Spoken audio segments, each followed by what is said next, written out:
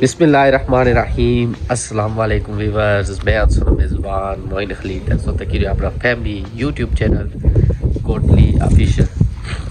उम्मीद करना हो सारे ठीक हो सो हिवाश हो सो तो अल्लाह ताला ने हिफ्ज़ो अमान जो सो।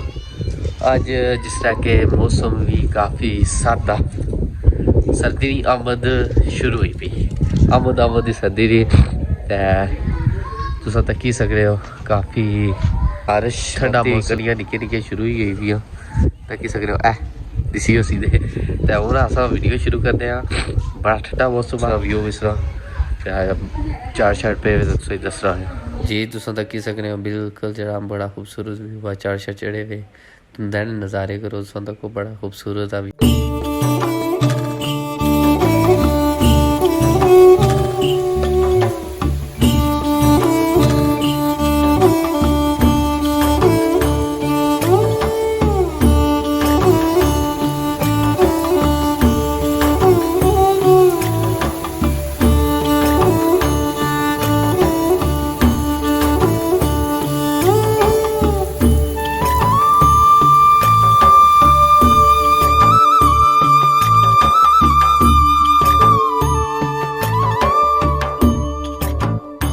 जी नाज़रीन सो बिल्कुल तक ही सकते हो बारिश नहीं भी इस टाइम मैं थोड़ा सिजी भी गया वीडियो बनाने चक्कर तक्की सकते सो बारिश ने माशाल्लाह काफ़ी अच्छा मौसम भी हो गया सर्दी की आमद हुई भी बाकी जरा वीडियो नहीं व्यू कराने बारिश।